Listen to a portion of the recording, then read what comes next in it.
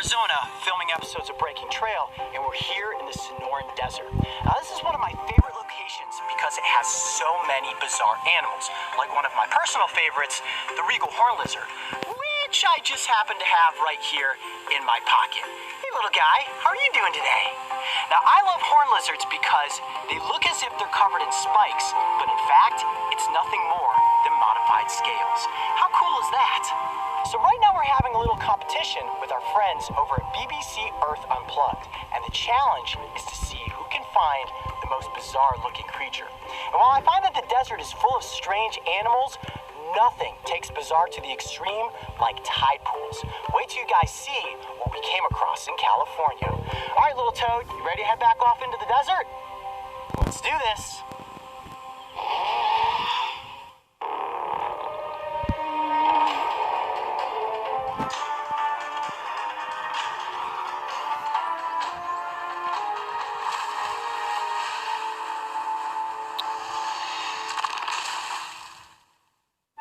When it comes to the world of bizarre, I think it's fair to say that I've encountered many animals that fit the definition of this word.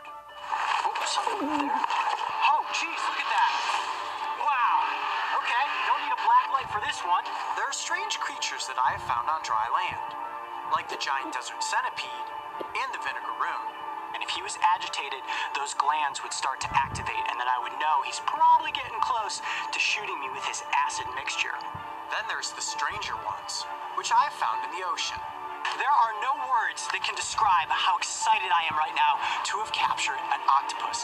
While filming on the coast of California, we recently came across what is arguably the most bizarre animal we have ever seen, the giant black sea slug. All right, here we go. Oh my gosh, is it slimy? Jeez, this thing must be about almost 10 pounds, I would guess. This creature might as well be an alien from another planet. And while its size certainly makes it impressive, its smaller cousin, dare I say it, is even more bizarre. Oh, whoa, Mark, check this out. Oh, if you thought the banana slug was big, look at that. Whoa, what is that? That is a sea hare, also known as a sea slug. And boy, is this thing slimy. Oh, here's another one. Look at that. Two right next to each other. Whoa. Handful of sea slugs. Here, give me the container. Yeah, here, hold on a second. Oh man, they're slippery. Look at that. Look at him gooping down. Let me get some clear water. This will be much easier for us to see him like this. Get in there. Oh, it's like a big organ. Look at that. Wow. This is the California brown sea hare. And the reason that they're called sea hares is, can you see these tentacles up front there? Kind of looks like the ears of a rabbit. And just below there, you'll see they have these little teeny tiny eyes. Wow. I never knew the slugs had eyes before, but I'm looking at it, and he does. He has a little tiny blue eye. So how do these slugs move around in the environment? Well, they actually have a foot, just like a slug that's on land. And they use that to slowly mosey along rocks and on the bottom of the tide pools.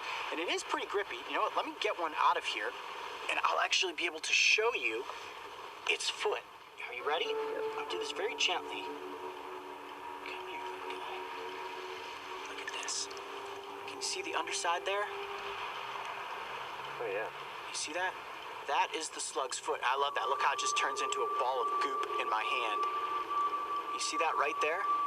And it is rather rough. That's actually called a radula, and that is also the slug's tongue. That's how they eat, and that is how they move. Now, here's something that you may not know. Slugs have gills, and as these creatures are moving through the tide pool, the water's filtering through there, and it's allowing them to breathe. Let's see if I can get it to stretch out on my hand there. Look at that. What an obscure-looking creature. Whoa, there you go. Now it's got its front tentacles going. Oh, and I can feel it gripping onto my finger. You may be wondering, do slugs bite? They don't bite, but that radula up front is rough, and I can feel it scraping over my hand right now. Wow, that feels crazy, like a big leech on my hand. I found those banana slugs. I thought those guys were sticky. This thing is on a whole nother level. All right, let me put it back down into the container here.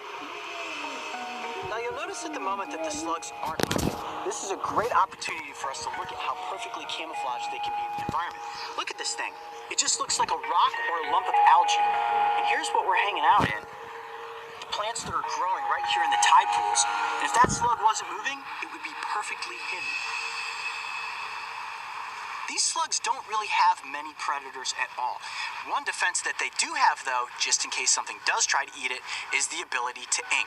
Just like an octopus, if it gets agitated, it will excrete this nasty-looking purple substance, allowing them to then slink down into the rocks and disappear. And I want to show that to you guys real quick before we let them go. Now, to do this, I'm going to need to gently take one of them